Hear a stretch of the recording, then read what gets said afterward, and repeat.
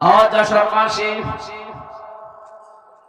মেরাজের যে ঘটনা, এটা আল্লাহ নিজে আশ্চর্য হয়ে গেছেন বলতে গিয়ে। কেন? এই যে একটু টাচ দিলাম, দেখলেন না মিলছে না, কোনো হিসাব মেলে না। ক্যালকুলেটর নষ্ট হয়ে যাবে, আপনার মোবাইল নষ্ট হয়ে যাবে, কম্পিউটারে মিলবে না। রব্বুল আলামিন বলেন, এই যে ১৫০০ বছর হয়ে গেছে, আজ পর্যন্ত এই ঘটনা কেউ কুল কিনারা করতে পারে নাই। ২৭টা বছর আমি আল্লাহ তাকে আমার যত নিদর্শন ছিল দেখালাম একটা একটা করে।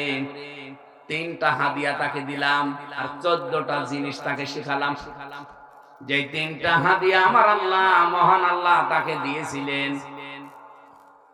জিবরাইল ফেরেশতার মাধ্যমে। প্রথমে বোরাকের, পরে রফরফ।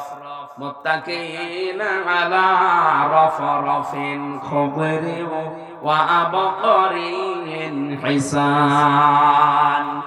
জবান খুলে পড়েন ফাবি আলা রাব্বিকুমা তুকাজ্জিবান।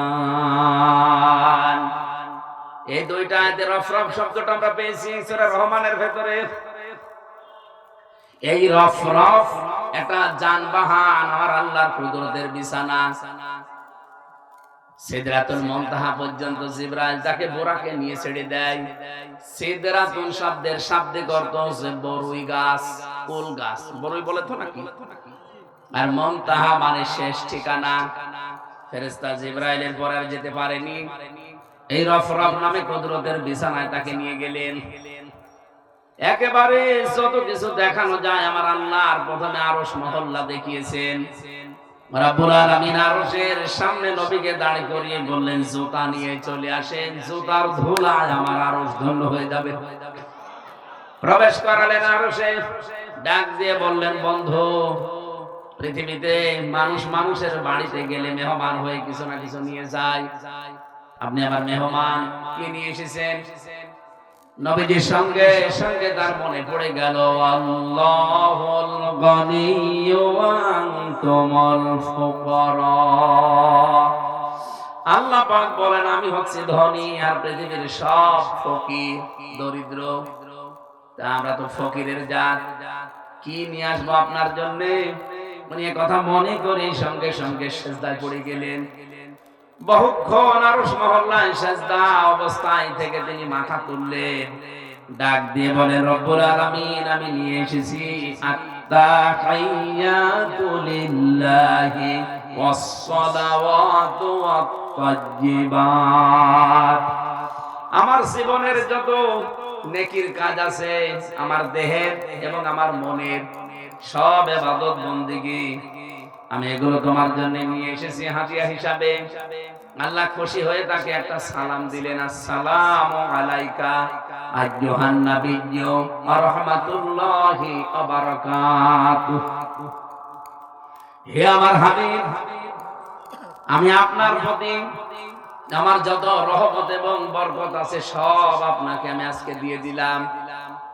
নবীজি যদি আমাদের মানুষের মতো মানুষ, এমনকি আমাদের মতো মন মানসিকতার হতেন, উনি বলতেন, আল্লাহ আমি খুশি আছি, আর কিছু চাই না, কাছে দেওয়াও লাগবে না।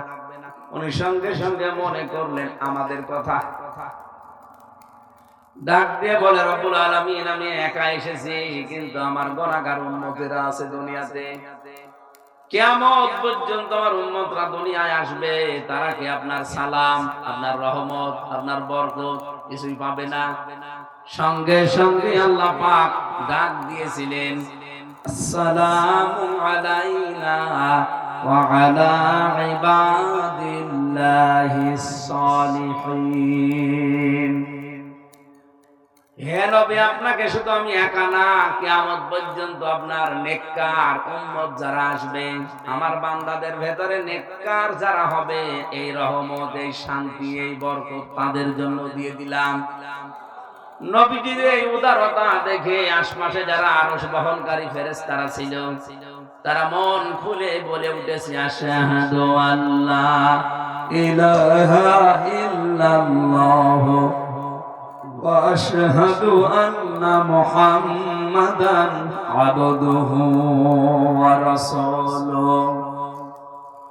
বিশ্ব নবীকে আল্লাহ ওই দিন জানিয়েছিলেন, হে নবী, যেটা আমরা এই দিন আমি আল্লাহ নিজে, আপনি এবং আমার ফেরেশতারা মিলে পড়লাম।